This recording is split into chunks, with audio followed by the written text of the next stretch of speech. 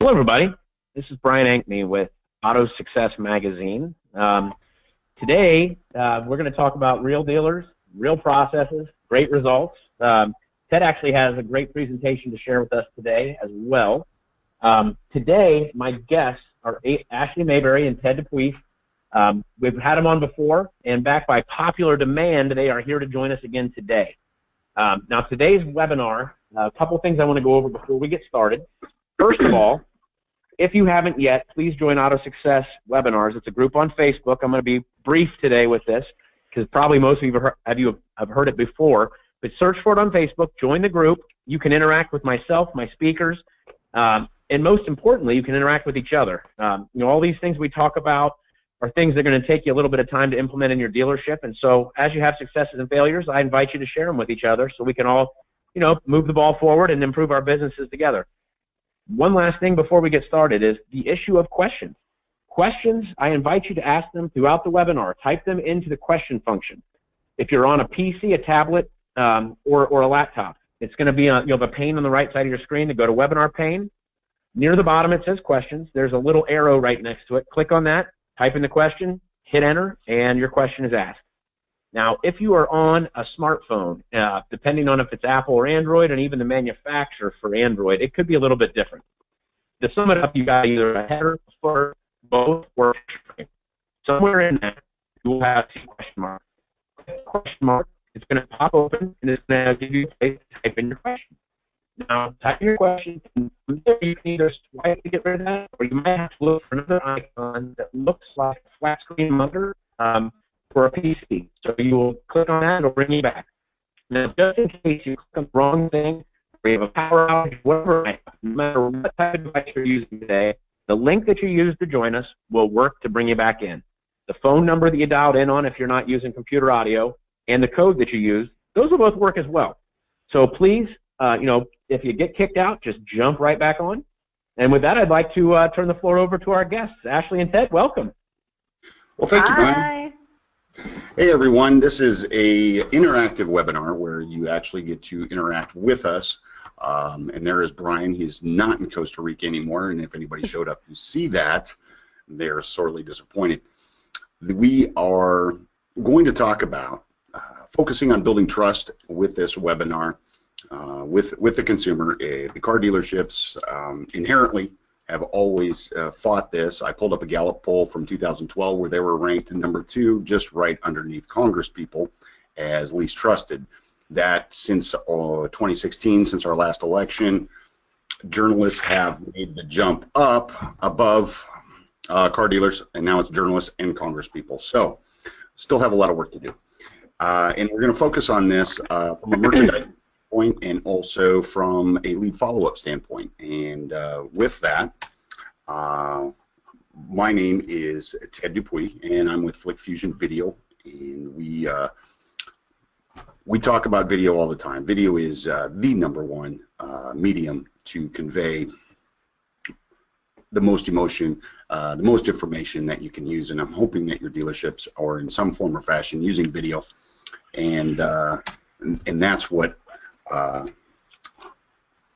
where I come in, and also along with merchandising your inventory.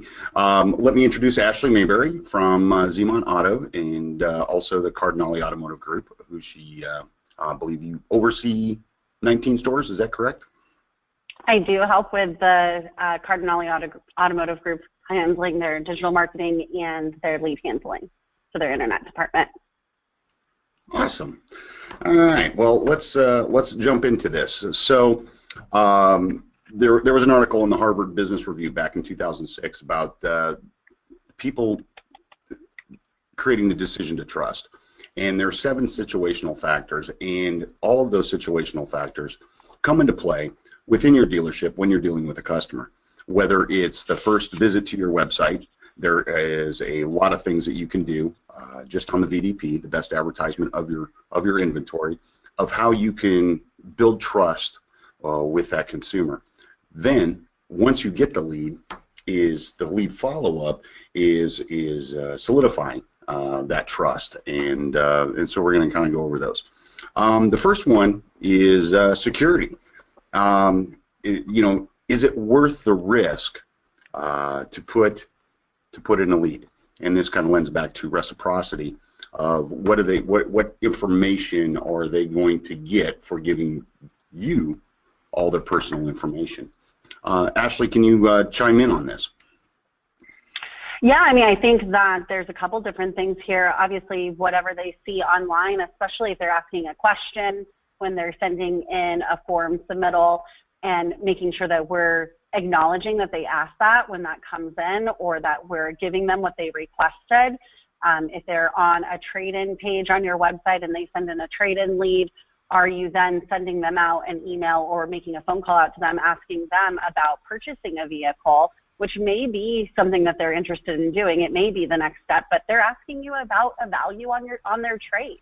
They reached out to you because they're the seller, not the buyer in that moment. And if we're not giving them what they're asking for, they feel like they're duped, right? We see the same thing with Get ePrice. Everybody loves Get ePrice on their website, but when those opportunities come in, we don't actually offer an ePrice, and a lot of times they hear things or the customer hears things on the phone like your presence is your leverage and you should just come in and we're going to take care of you.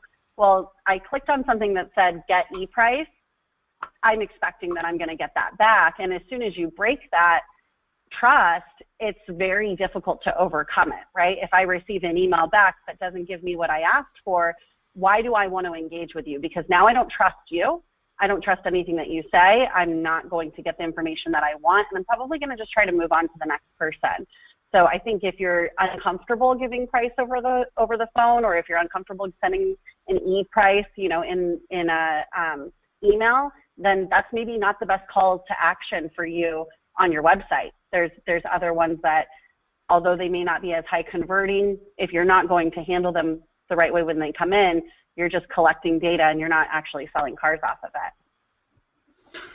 Oh, exactly. One of the things that comes to mind for me is dealerships that use squeeze pages. And I don't know if everybody's familiar with what a squeeze page is, but when you hit the home page, it populates with a bunch of words talking about how, you know, and they're trying to create value and trust with the consumer by reading something. But just to view the inventory, you have to submit all your information, which you know, you can go to AutoTrader, Cars.com, and probably see the same information, the same inventory of these dealerships, and so just that's just one example. The second example, you know, is it worth it? What are you giving with reciprocity? What are you giving in return for that? Like you said, e-price. The e-price, is it the same price as if they walked in the store? What if that customer, and if it is, what if that customer did walk in the store and then, you know, go, well, I'm going to get the e-price, and then lo and behold, it's the same one. Or better yet, you know, the customer goes, when they see the e-price, going, well, if I didn't see the e-price, are you going to give me that? Are you trying, you know, trying to screw me over here, get one up on me, just because of that? So there's, you know, transparency goes all the way through.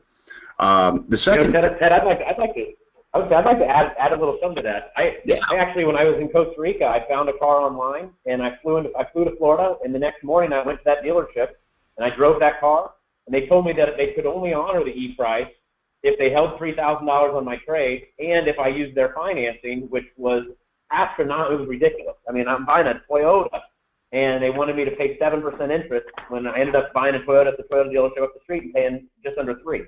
But I had no idea, and I'm in the car business. I couldn't believe it. I thought, wow. I mean, I left and bought a car at the next place I stopped. That is, you know, that is, that would probably fall under predictability and integrity when we get to it. The second thing, and I'm sure if there's anybody out there that wants to chime in as well as Brian, talking about how your dealership builds security with your consumer, making them feel secure, giving them something for what, you know, what is it worth it for them to give you their lead, please do so. The second situational factor is number of similarities. Now, this is a great place. I'm going to get on my soapbox about video. This is it's about conveying your story as a dealership. It's about conveying your story as a salesperson.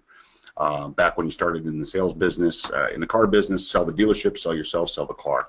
And this is a great way to use video to, even if it's on the only about page, but get some video out there. Maybe you only have a value proposition video on YouTube, but it really needs to be on the VDP, where the consumer is actually going.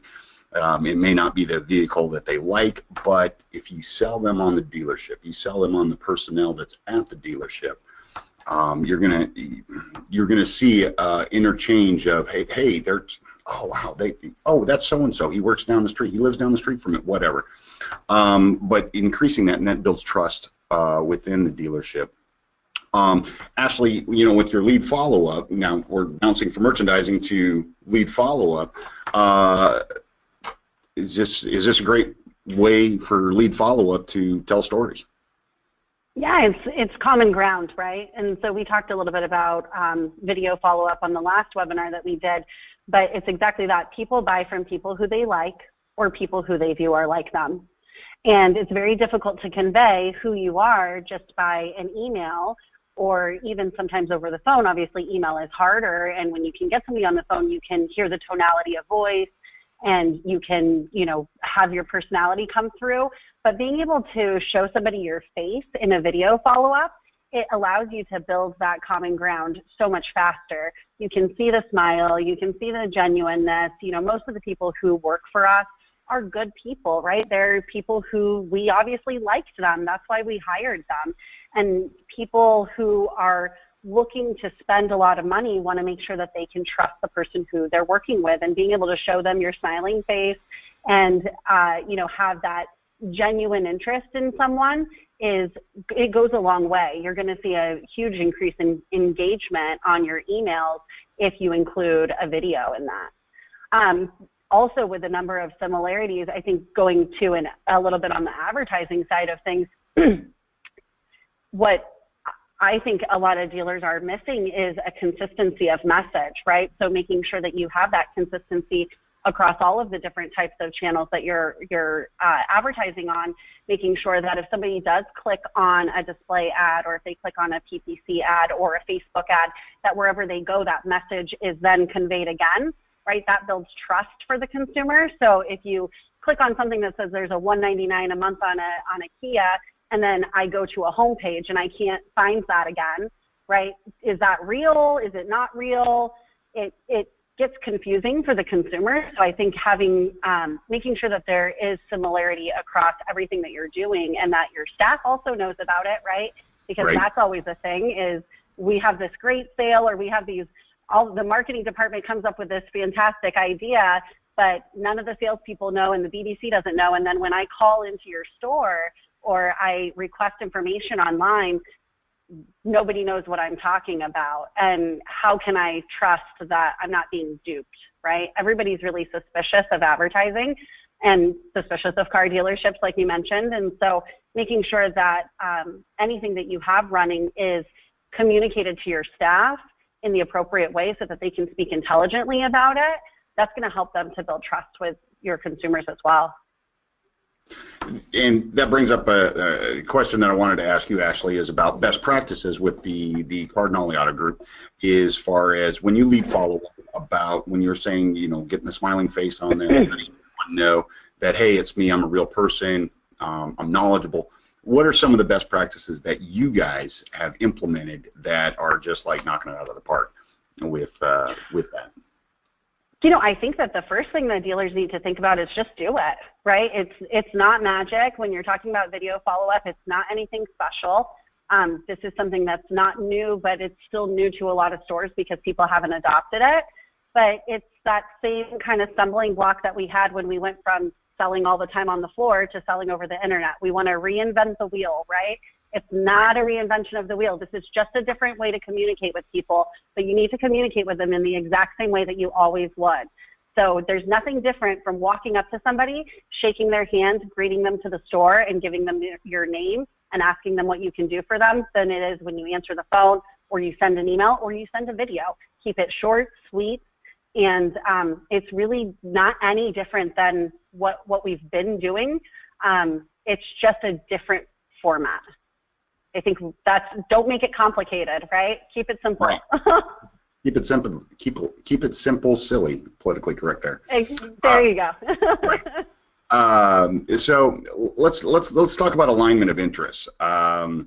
You know, and I think that follows suit with what you were saying with keeping a consistent message across the board. Also, with aligning interests, is what you're offering aligning with me? Are you going to give me a good deal? And you know, and the good deal doesn't necessarily mean lowest price. If you're a dealership with a VDP that has pictures and price, and you're relying on the lowest price to get that consumer in to pique their interest, you're losing a lot of money on gross. You know, research has said you just have to have you just be in the market with your price and sell the value of your dealership. Get those you know, the alignment of the interests of you know, and make sure that what you may not have the inventory that the consumer is looking for, but then that falls back to the number of similarities telling the dealership story. They may fall in love with your dealership and go, hey, understanding that this may not be the inventory that I'm looking for, and you may not have it right now, but I'm willing to wait because I want to do business with you because of the number of similarities. Benevolent concern. So to put this in a nutshell, where the dealer doesn't really care if they sell the car or not, they're just moving metal, and the customer feels like they're, you know, they're just a number and not a true customer. I was talking with someone yesterday just about the fact that so many dealers have been in the business so long they forget what it's like to be a consumer. And regardless if that person is buying a $15,000 Kia or they're buying a $50,000 BMW, it's everything, and it is the second largest purchase they're going to make in their life next to their home. And they want to feel, and we were talking about a new inventory where OEMs are pushing dealerships to take real photos of all the cars and get way of those stock photos, shooting video of the new inventory, because the consumers are looking at, even though that everything is, you have, I'm going to pick on Kia, you have 15 black Kias lined up, right? And the only thing different, it may be the one has a power outlet and maybe one is something different. The consumer, if they see that vehicle and that stock number, they want to be able to see what their second largest investment in their life is going to be, and then the follow up with VIP treatment. Yeah, I think that you made a really good point, is that because we do this for so long, we take it for granted. And I think you know, but I worked at Mercedes for 9-10 years, and you are around these beautiful cars every single day. You know, you're moving metal every single day, right? And it becomes very routine. But you forget that a Mercedes is something that people aspire to, right? Even if somebody comes in and they're buying a C-Class or a certified pre-owned 5-year-old C-Class, that is an aspirational brand, and people are very excited. I mean, you do get, you know, the executives that, oh, I'm getting my 5th or 10th S550, you know, that I've been leasing through my company, and they're a little bit less excited. But most people, that's an aspirational brand for them, and it's a very exciting time. And because we do it every single day, making sure that you recognize that it's not about the way that you feel about the transaction, and instead it's the way that the consumer feels about the transaction, and making sure that you are having their best interest at mind, and that you're making it an exciting experience for them, because it's a lot of money for them to part with. They're afraid that they're going to make a bad decision, right? If you make a bad decision buying a t-shirt, maybe you wasted $20. You make a bad decision buying a car, and it's tens of thousands of dollars. And people are very sensitive to that. You know, not everybody is in that upper income level. This is a 5-year commitment for a lot of people that we need to make sure that they are feeling comfortable with what they're doing, and that it is exciting times. So I like that you brought that up, because that's something that we often forget, is that it's just every single day for us, you know, to be selling people cars. But for them, they only do it, every 2, 3, 5 years. And it's an exciting experience, and bringing that childlike excitement to the interaction from a salesperson's perspective, people feed off of energy, right? So if they feel like you're excited and that you understand how fun it can be for them, they're going to want to do business with you over the guy that's just, okay, well, let's take this step by step. This is just kind of the way that it goes, and is not as fun to work with. Brian, have we got is there anyone questions so far as we're getting in?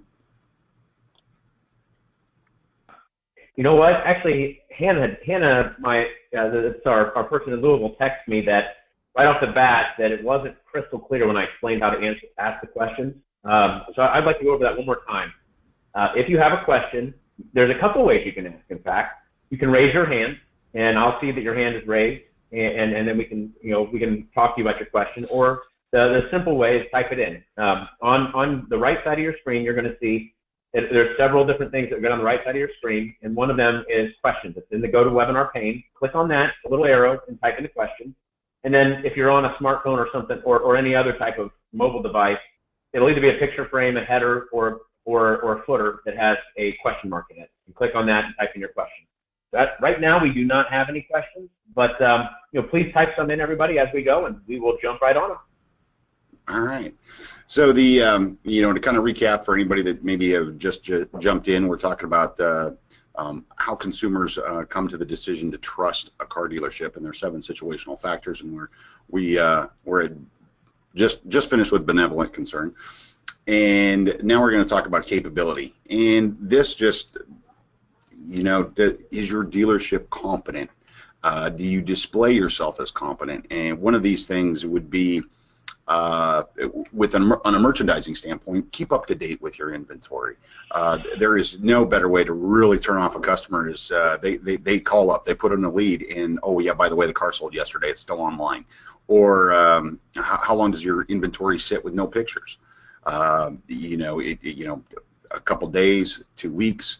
I've seen it all. I talked to one dealership. They get photographs up once a month, and in this day and age, and that's unacceptable. Consumers are expecting that a dealership is capable to get that inventory online, merchandised. They want to see it. Also, that lays to why does your competitor have video or 30 pictures versus 4. I remember back, and it's only been 9 years ago, when OEM websites only allowed 4 photos. And then we bumped it up to 8, and then we bumped it up to 12, and all these other dealerships that had been doing 4. 4 is fine. The competitor's putting up 12, and the dealership and the customers looking at the dealership going, "What are you hiding? Why do you only have 4 photos of the car when everybody else has 12?" That's the same thing. We're at that point where, yes, pictures and price and description, and the description's got to be better than a CSV dump onto your page with all caps, screaming at the customer that it has seat belts and heated seats. Those descriptions could be a lot better for those folks that still like to read. Video is obviously, I'm going to beat you over the head with video, because that is where the consumers are not only engaging with, but they're expecting it, because even a hairdryer online has a video of it, and it's only $13.99, and the seller of that hairdryer felt it important to have a video of that hairdryer in operation, and yet you're selling a $30,000 car, and we're relying on pictures and price. So and then Ashley, on the lead follow-up side, on the processes that are in place for competency, what are some of the things that the Cardinale Auto Group does so well? Yeah, so capability, I think, is one of the most important ones. And so the first thing seems simple, but I'm going to bring up emails, right? So I want you to think about, some people are really sticklers about spelling and grammar and that sort of thing, and some people aren't, right? And some of us are good at it and some of us aren't good at it. But can you imagine when you get an email and you're trying to purchase a $30,000, $40,000 item, and you get an email that has spelling mistakes or grammar mistakes or sentence structure is poor, or how about the best one, which is thank you for your inquiry on make model, and it's just like a code snippet, and nobody took the time to test that or to put in what they're actually looking for. If you can't send me an email with everything correct, how can I trust that you can take care of my financing for me? How can I trust that you are going to register the car properly, right? You're probably not somebody who I want to do business with. And the thing is that although you might be the kind of person that if somebody has a spelling or a grammar mistake, it's not a big deal to you, nobody gets offended when you do a good job, right? But some people are going to be offended when you do a bad job. And regardless of how you feel about those people, maybe you think they're pretentious or they're sticklers, everybody's money spends the same, right? And the craziest thing that I hear working with outside dealers outside of our group is, I don't trust my people to send an email, right? So they want to use a template, or they're like, well, you know, they're not good at it. I think it's crazy that you would hire somebody in a position where their main function of their job is to communicate, and you don't trust them to communicate with people. So you either have to train them or you need to get rid of them, right? But emails are, I think, one of the first signs to a consumer that you are going to be capable or not. And that also feeds into automated processes inside of your CRM. So if anything, I would definitely suggest to you, at least on a quarterly basis, to go into your CRM, look at what kind of processes that you have set up and what kind of automated emails that you have go out. Because think about it this way: you're a consumer, you go into a store, you set up an appointment, you send in a lead, you get a hold of somebody, great job, we got an appointment, they show up and they look at the vehicle and they don't purchase that day. And then the next day they get a nice automated email because somebody didn't click the right thing in the CRM, or your processes aren't correct inside your CRM. They get a nice email that says, we've been trying to reach you about your inquiry. Does that seem like we're detail oriented? Does that seem like we've got it down? That's, I probably don't feel special. I probably know it's an automated email, and I'm probably thinking these people do not have their things together, right? And I don't know if that's the type of organization that I really want to do business with. So that type of communication is so important. Keeping your promises, whether that's telling somebody over the phone something, and then when they come in, are they experiencing the same thing? So I know last time we talked about VIP appointment confirmations.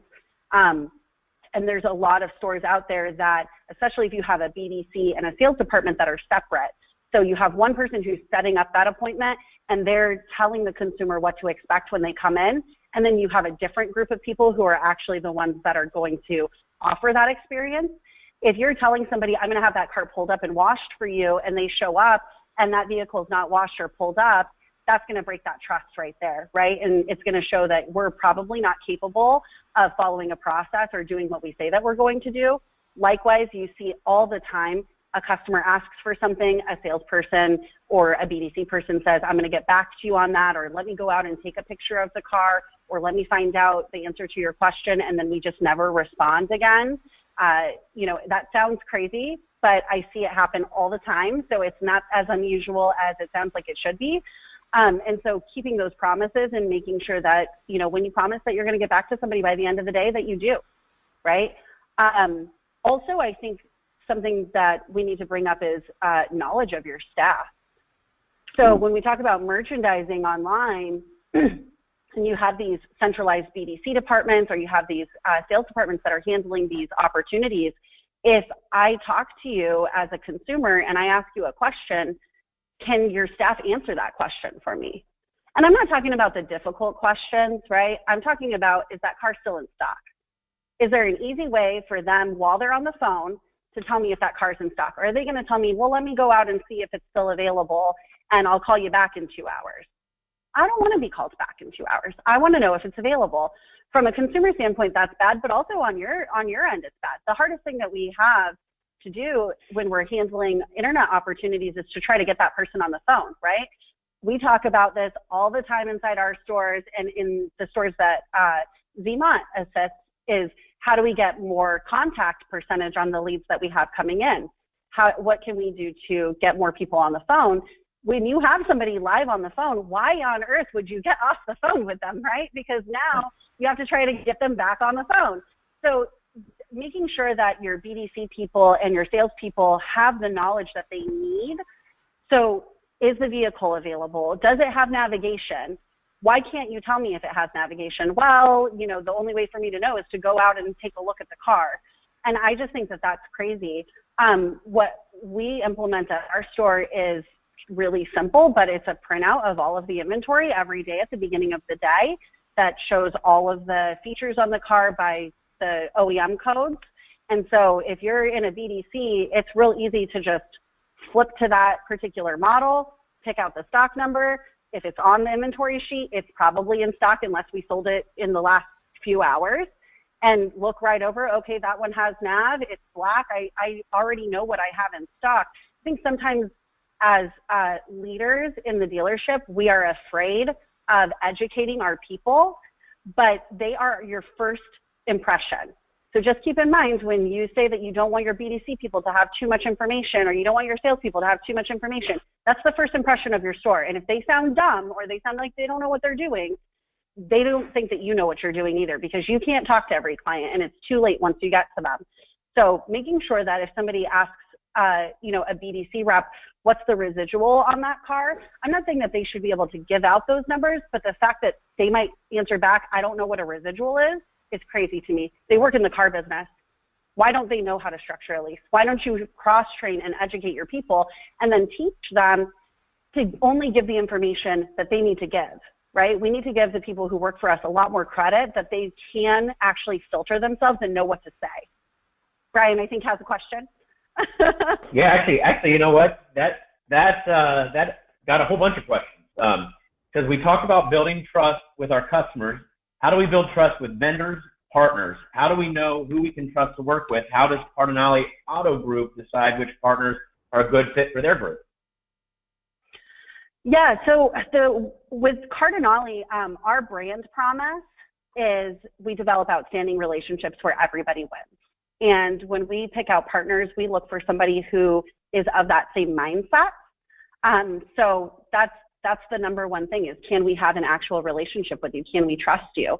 And working on the ZMOT side, one of the things that's super important to me is building trust with our dealers and with any kind of potential dealers. And a lot of that is I answer questions all the time. And in fact, right before we got on this, I scheduled a hour-long training on a CRM for someone who did not do business with us, is not a partner to us, but I believe that it's the right thing to do. I have the knowledge that that person is looking for, and I want to be able to help them. I think that you look for people who are not always out for themselves, but want your best interest as well. And is, you know, if you start talking to a vendor and all they can talk about is what they can offer to you, and they're not asking you what you're actually trying to accomplish, and see if what you do, what they do actually fits into your model or can actually help you, I think that that's a huge red flag.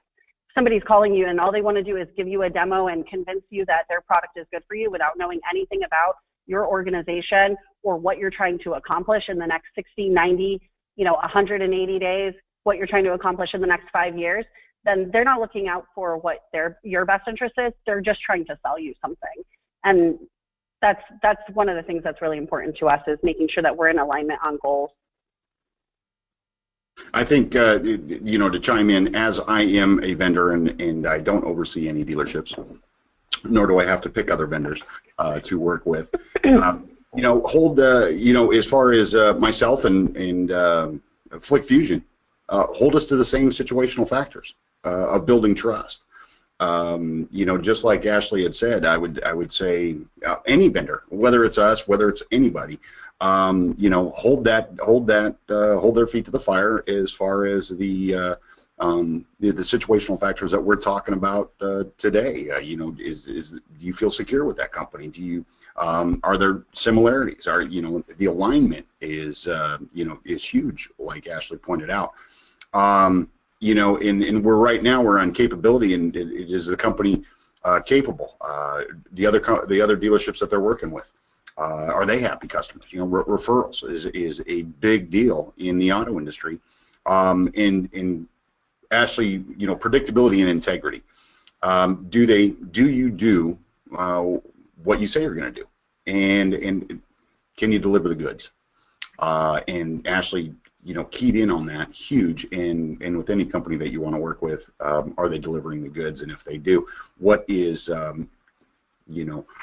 let's say you come up with something, and how willing are they to go above and beyond, going beyond your expectations and going, oh wow, you blew me out of the water, that's awesome. Hopefully that answered the question.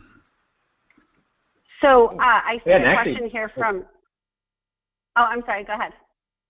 Oh, I was going to say, we've got two more really good questions. What are some things a new salesperson who, go ahead. I was going to say, I saw this question from Dara Moore that says, what are some things a new salesperson who might not be knowledgeable or not have a lot of confidence yet can do to recover trust with the customer when they make a mistake?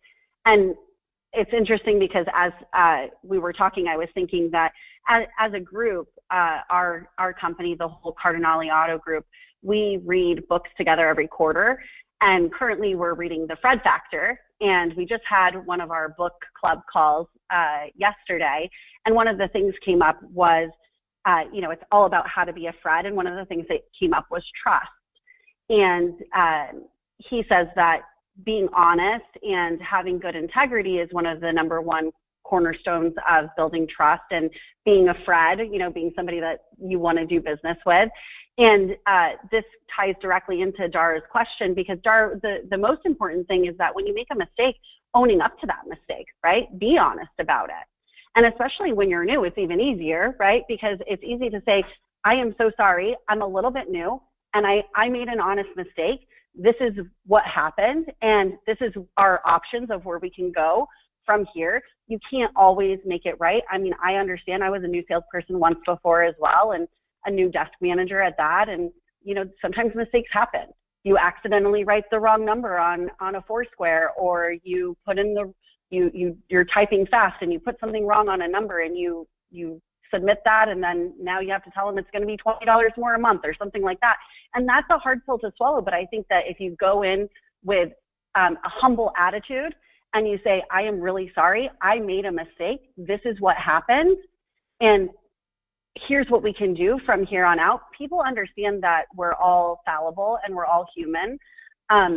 Nobody thinks that you're never going to make a mistake in life, right? I don't think that there's not one adult person out there in the world who's never made a mistake before, but it is important that you don't try to hide it. And I think that's where people get into trouble, is when they try to make up a story, or they try to hide it, or they try to deflect responsibility.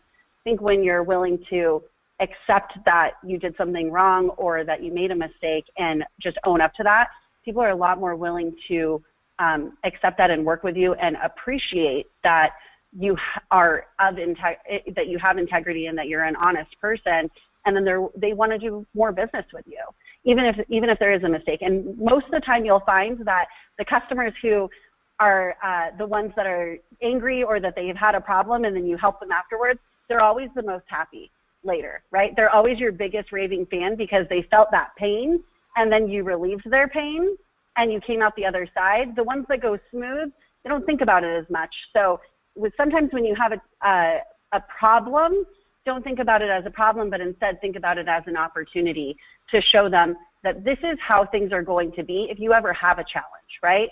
I used to tell customers when I was on the floor, or even as a manager when there was a problem, is that, you know what, although I'm not happy that you're having a problem, I'm happy that I get the opportunity to show you how we deal with problems here.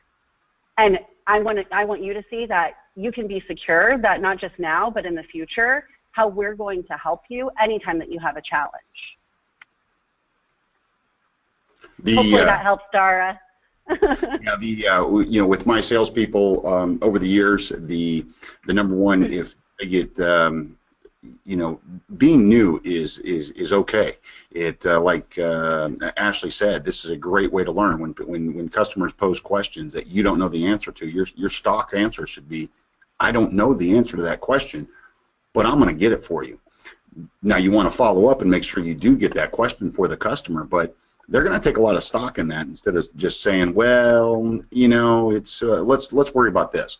Dodging the question, that goes back to Ashley and I were talking about that just this morning. There was a survey done, I'm going to bring this up, is where they had, I was on a dating site, and the article was about two people that answered the question, very personal questions. And some of them were not so delightful, right? And but the other one person wrote, I don't want to answer that. I don't want to answer that. I don't want to answer that. And the first person answered just horrible questions. 80% chose the first person just because of the honesty that they if the customer doesn't know, if you don't give them the information, they're going to assume worst case scenario. Just like not showing the price on your VDP, they're going to assume you're the highest price dealership in town. Well, it's the devil you do versus the devil that you don't, right? Right. So, and yeah, that's a good point that you bring up, the call for price on the website. Most people will engage with the dealer who has MSRP listed over somebody who has call for price listed. And most consumers out there know that we have a business that is negotiable for the most part, right? So even if they see a price online, they're still going to try to get more out of you, even if it's your lowest price, even if it's the best price, even if you're the lowest in town, they're still going to ask, right? Which you miss 100% of the shots that you don't take, so you can't really fault them. But if it says call for price, you know what they think? They're too afraid to tell me, or they're priced out of the market because they don't want to see that they don't want me to see that they're not competitive with the rest of the websites that I'm visiting. And I can tell you, even when I was at Mercedes, we didn't list, Cardinale is different. We do price our cars to market. And so we have a different pricing strategy with our stores. But when I was at Mercedes, we did not list we list pre-owned price, but we did not list new car discounted pricing on any of our websites. And we still killed it. We didn't have a problem with it, but we listed MSRP. And we didn't have to give out, all of the pricing over the phone, and we didn't have to be the lowest in town to do a good job at what we were trying to accomplish. But anytime that you go to that call for price, you are going to see a decrease in people trying to engage with you, especially on a pre-owned car.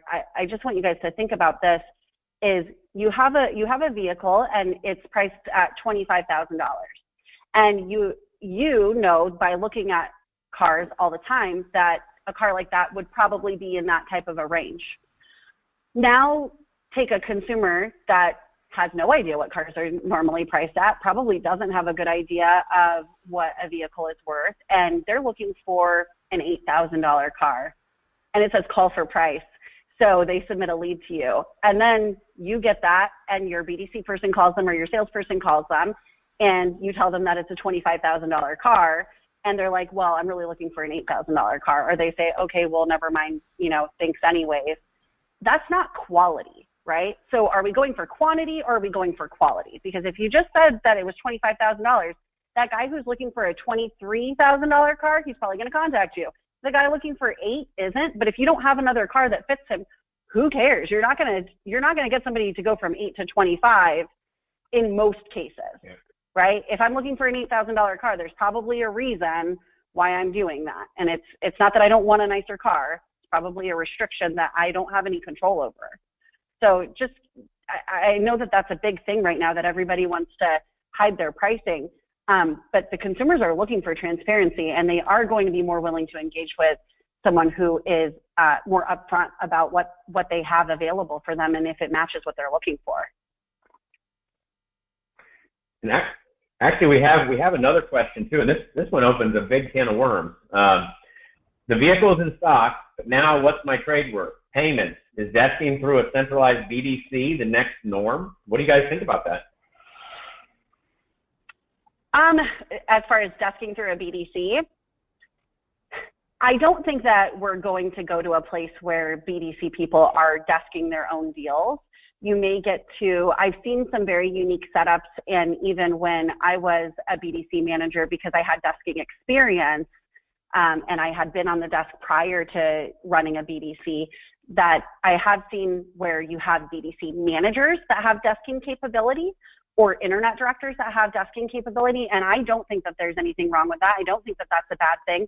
What we hear about all the time from the the kind of disconnect between a BDC department and a sales department is that we need numbers or we need answers, and the sales managers aren't responsive, right? And the sales managers say, it's not that we don't want to be responsive to you, but we're desking deals and we're dealing with clients on the floor. We don't have time for you.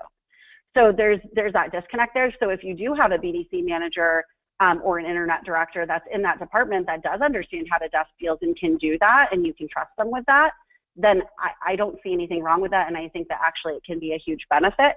But I don't think that we're going to get to a place where every BDC person is desking their own deals. That's I don't think it's necessary. As far as somebody asking for payments or price over the phone, a lot of times they're just trying to test you, right? Now, you do have people who are trying to get that bottom line best price over the phone, right? But if you think about, you talk to 10 people, you maybe have 2 really difficult clients, right? And the other 80% of people are a little bit more reasonable. And I like to think of the car business like football. It's like a game of inches, right? So we're just always trying to get that next one person to say yes. And so if I have somebody who is calling me on the phone, or it's an internet lead that we're reaching out to, and they're asking about a price or they're asking about a payment, what I find a lot of stores want to do is say, you need to come in right off the bat. They don't want to give them any information. But the funny thing is that all this information is already online. And if we look at that, most people are doing 19, I think the new average is 19 hours of research online before they even contact you. So do you think that they're asking you because they don't already have a good idea? Or do you think that they're asking you because they want to know, are you going to give me the same information that I already trust, because I trust what's online already more than I trust you? When I call you and I ask you what the payment is on that car, am I going to get a like figure? I'm testing you. I don't trust you. I don't trust, the car dealership in general. I'm afraid I'm going to make a bad decision. So why can't you say, that vehicle right now is leasing for $199 a month, and it goes up or down from there depending on what equipment that you pick out and what special rebates that you may or may not qualify for. I do have a large selection of those vehicles in stock, and I'd love to custom tailor a lease specifically to the one that you pick out. I have a VIP appointment available today at 1:15 and one at 3:45 with my senior manager. Which one of those times is going to work best for you? And you're not going to get everybody to say yes, right? If I could give you the word track that gets every single person that you know to say yes, I would be a bajillionaire. But what we're looking for is when 10 people ask, can I get off of the first overcoming the objection, can I get 2 or 3 of those people to say yes? And then the next one, and then the next one, until I get down to that 1 or 2 that I'm just not ever going to get, and we're going to have to do a full desk deal over the phone, full-blown numbers. That should be turned from a BDC rep to a manager, to a sales manager, to a BDC manager that can actually give them that information. But if you're starting out with the 10, either let me desk that deal for you right now because we're weak and we don't know how to overcome objections, or you're starting it out with, no, we can't give any price over the phone, I think that you're missing a lot of opportunity there to persuade somebody to come in and sell yourself and sell the value proposition of your dealership. Hopefully that answers the question. If not, you can ask again or ask it in a different way. Anything else, Brian, right now? That's actually all that we have right now. Everybody on the line, please keep typing them in. This is really taking us down some neat ways, some neat paths. If you want to continue, Ted, and I will do this. I will do this again the next time I have one. Okay. All right. That sounds good. So, the seventh situation factor is level of communication, and I think that both Ashley and I have conveyed that all the way through all of these. It boils down to communication with the customer, whether that's how you merchandise your inventory from the get-go, the communication that you're conveying, whether you're conveying the price, whether you're MSRP, the no price, e-price. That's all part of the communication with the customer as soon as they hit that VDP, and then how you're engaging with them. Are you telling your story? Are you telling your personnel story? Is your personnel page on your website just have a bunch of pictures and, hey, this is so-and-so with this title? Or is it a video introduction, getting to like that customer? And then it goes all the way back to the whole process from the moment they hit your website to the moment they drive off your lot, the level of communication, and even with saying that, even after that.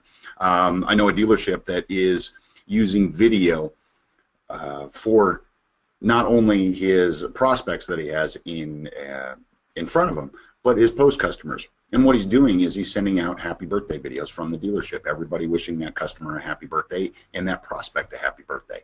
And this is just part of they've instilled it in part of their process, and it's just something, one of those things where they feel compelled that they need to do it. It beats the heck out of an email, for sure. Or a postcard in the mail, then, oh, hey, the dealership wants another car. But it's a personalized video message to that consumer going, hey, we took the time to wish you a happy birthday from the whole dealership, whether you've purchased from us or you have purchased from us. We want your business. That's awesome. That's a great best practice. And super easy to implement. It is very easy, and some of these, almost everything that we talked about today, Ashley, can be, it's an immediate takeaway. Putting the price on the VDP, taking away the e-price, merchandising your inventory. These are all 24-hour changes. It's not rocket science. As a vendor, yes, I have a video. FlickFusion has a video platform. I'm passionate about video. Pick up your phone, send a video. It doesn't have to be on our platform. Just get in front of that customer and use video. I'm just a big video proponent, so because it makes a difference. And I hope that you everybody that's watching this webinar, found more engagement than just watching a PowerPoint and listening to us talk on the other end and seeing our faces and us wave and do silly stuff like drink coffee. Ashley, level of communication, anything to add? Level of communication. Well, yeah, everything that we do is communication, right? So anytime that you have a potential sale, somebody who's looking for a vehicle, it's all about communication. That's what sales is all about, is how well are you able to connect with somebody and identify what they're trying to accomplish or a problem that they're having, and how can you solve that? And you can only do that by communicating. The car business is still a people business, right? We have a lot of technology, and the technology is supposed to make it easier for us to communicate. But at the end of the day, it's still a people business, and it's still about, can I show you why you want to do business with me, or do business with my owners, or with my general manager? And it's not about the technology. We talk about CRMs, and we talk about video, and we talk about websites, and all of these great things. But at the end of the day, a website is a way for us to communicate with our clients, or a broader audience of people, right? It's your new showroom. When we talk about video, it's just another form of communication. Video doesn't do anything on its own. It's all about what is the message and the content that you're communicating through that. And when we're handling leads, I think that the number one thing to remember is, if you're a salesperson or you're in the BDC, keep in mind you're going through your CRM. CRM stands for Client Relationship Management, right? It's a communication tool. It's there to help us to communicate with the people who either have done business with us, or we want to have them do business with us. And when you see those tasks and you have 60, 80 tasks, it's not about click, send, dial, whatever, and you get caught up in that repetition. Don't lose what you're really trying to accomplish, which is to have a conversation. And that's all about communication. When you're sending out an email, if you're just click send template, you're not really trying to engage that customer. So every time that you go to send an email, send a text message, pick up the phone, you need to be asking yourself, what can I do in this moment to have the best chance of engaging with this person and having a conversation that will then result in a face-to-face visit? Brian, anything else? Right now, that's the only questions that we have pop up right now. Maybe if you want to, everybody that's on the call right now, if you have any other questions, if there's a topic you'd like us to touch on, if you'd like to ask Ashley how she handles a particular situation, please type them in now, or raise your hand, and we'll get right to them. If you want to continue with the presentation, we can. I can let you know as they come in. Well, we kind of. There's so much that we could talk about at any one of these 7 situational factors. We could pick on the VDP all day. We could pick on the follow-up process, the do's, the don'ts, and the horrible stories, and the great stories and successes. This is a topic matter that could go all day, but I think we'll leave it at that. And if hopefully if anybody has any comments or suggestions, that'd be great to hear.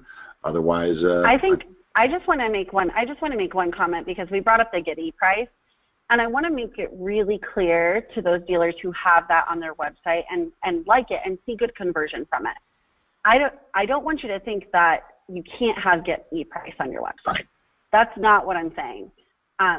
The important thing is that if you are going to have that as a call to action on your website, that when somebody converts off of that, that you are providing them with what you say that you're going to provide, right? So this isn't a beat up on get e-price on your website. It's about when somebody engages with you and they ask you a question, which your conversion button in that case is an actual question, that you're giving them what you're promising to give them, and what they're expecting to get, so that you can keep that line of communication open and you can keep that trust there.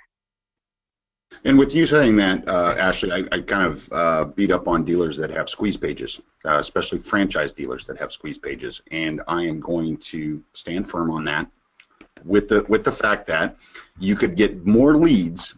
Take the squeeze page off and go to black and white photos. I think you'd get more leads.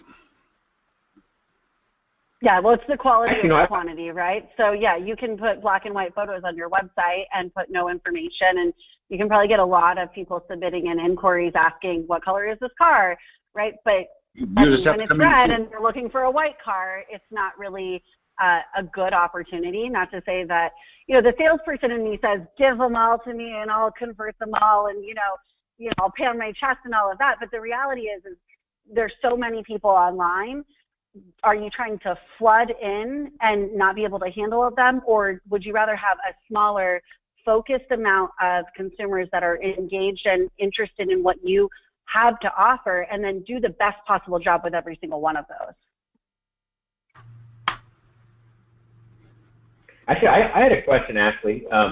Near the beginning of the presentation, you had talked about making sure that everybody had a consistent message, and you had said to make sure that you communicate that in a way that, all the salespeople, the receptionists, that everybody has, is consistent with what somebody's experience was online. I was kind of curious, what is the proper way to do that? How frequently is it something you need to revisit with each employee? How does that look like? How do you make sure that all your people are on the same page with your online message? Well, it depends on how frequently you're changing that message, right? So when you do all of your things, typically a dealer's going to do it like on a monthly basis, right? You get all of your OEM specials, you're going to build out those ads, you're going to decide what type of advertising you're going to do for the month. You can have that conversation then with your staff as a whole in your sales meeting, and I would give it to them in writing, right? When you communicate something verbally to your staff, they're only probably keeping about 15 to 20% of it if you're lucky, and then the other 80% is gone. So make sure that it's in writing, give that to them. They can keep it at their desk, they can keep it in their pocket, whatever is comfortable for them, so that they have that information. When they're asked a question, they can answer that intelligently. But if you're changing it more frequently than that, or something gets changed, you do need to let them know, right? We're coming up on Memorial Day weekend here. So you have, I'm sure, some dealers out there that either yesterday or today, they're like, it's Memorial Day, like, let's call the agency and see if we can send out an e-blast, or, the BDC manager's like, I'm going to send out an e-blast to the whole database about our Memorial Day sale. And then we never say anything to, any of the people who are actually talking to the clients. So when they call in and that salesperson answers the phone and they say, I got your email about the Memorial Day sales event, can you tell me about it? Memorial Day sales event. Yeah, like there's some great deals going on. Like it's going to be fantastic. That feels like, if I'm a consumer, that feels like, okay, so you used a holiday to get me to call you, but like, what's really special about it? Is it any different from any other day? So if you guys are sending out something, you see this with vehicle exchange campaigns, or if you're on Auto Alert, which I'm a fan of Auto Alert. We used to use it in the store that I was at before I joined the Cardinales. Is they send those really nice mail pieces, right, that have either, depending on what the ping is, it can tell you that your payment's going to be lowered, or you have equity in your car, or we want your trade, whatever the message is, and it's sent out to all of these consumers. Well, none of the salespeople on the floor have ever even seen it. They don't even know what one looks like. So when somebody comes in with it, they're just like, okay, well, they're going to try to be good on their feet, but wouldn't you rather that they see it and they know what to say to the customer when somebody brings that up or somebody comes in, so that there is a consistency from your salesperson to the message that you're sending out? We spent a lot of money to get those to go out. I want to make sure that when somebody calls us or emails us about it, that we're not just like, oh, I didn't even know, right? I had no idea. So going just real quick to the auto alert thing, if you have a mailer that says, I want to buy your car, and we don't tell the salespeople about that or give them a process, and then that person comes in and they say, oh yeah, I got a call that you guys want my trade, and that salesperson says, great, let's go take a look at the inventory. They want to go do a lot walk with the customer. That feels a little bit disingenuous. Like, I thought you wanted to buy my car, right? Wouldn't it be a better process to say, fantastic, I know that we've been looking for those vehicles. Let me grab a trade appraisal form, and I want to go walk around the vehicle with you. I'm going to have a couple questions. And then while you're doing that trade walk around, say something to them like, if you do sell your car to us today, are you going to need me to arrange a ride for you, or will you be needing a replacement vehicle? How many people are going to say they want you to arrange a ride? Probably not many. Most people do think that they're going to get another car, but that puts them at ease that I really want to buy your car. I'm interested in your trade. I'm not just interested in duping you to come in to sell you a new car, because that's your current database, right? So if you piss them off, they're not going to come back. And data mining is super important, but you need to make sure that you are very clear in the type of message that you're giving out, or you are going to burn it. All right. Well, it looks like that's all the questions that we have at this point in the webinar. If there's any last minute questions that anybody would like to ask, please type them in now or raise your hand. If there's somebody else in the dealership that you think would, you'd like to have see this webinar, you're all going to get an automated email from me thanking you for coming to the webinar. Now, that is an automated email, but that is my real email address. So if you can reply directly to it, and if you'd like a recording of this webinar, or if you have any questions for our guests, I can get you in touch with them. If you found this webinar valuable, please join us again for a future AutoSuccess webinar. Ted and Ashley, is there anything that you would like to share with our guests before we let them go this afternoon? Oh yeah, a couple things. We have a digital dealer workshop in Chicago coming up in June, I believe 6th and 7th. And Ashley, I believe Eric is going to be, he's one of the keynote speakers there, Eric Gale from Cardinal. He is. Yeah. Yeah. We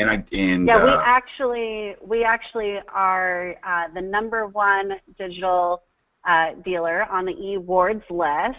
Well, it was just announced, I think, a couple of weeks ago, and so they asked him to be the keynote. It was number 2. Well, when I started, we were they were 7 the year right before I started, and then we moved to #4, and then to #3, and then #2, and then now #1. So really exciting. So they asked him to be the keynote for that. Yes, awesome. And then also we have Women in Automotive workshop or conference, expo, down in the Orlando. Check that out. That is, it's really taking traction, and it's going to be a really great show. Bobby is another person. She's going to be speaking at that as well, correct? Bobby is going to be speaking at Women in Automotive, and we're obviously very passionate about the Women in Automotive Conference, considering the majority of our Zima Auto division is comprised of mostly badass women, so we will definitely be there. So that is the couple of the upcoming events that we'd like to talk about, and that's all we got. Thank you for joining us, and thank you for your questions. Thanks, guys. Yes, and everybody on this was fun. Yeah, thank you. Oh wait, no. Oh, actually, you know what? A question just came in, but it says no question, just very well done. I do find these seminars very well presented and informative. Well, thank you, Margaret. That's wonderful. I'm glad that you enjoyed today. I'm sure that I will have Ted and Ashley back again here very soon. if there's a topic that we're not covering that you'd like to see covered, please respond to my emails or go on AutoSuccess webinars. And yes, Ted, thank you. Ashley, thank you. Thanks, guys. Lots of fun. Bye.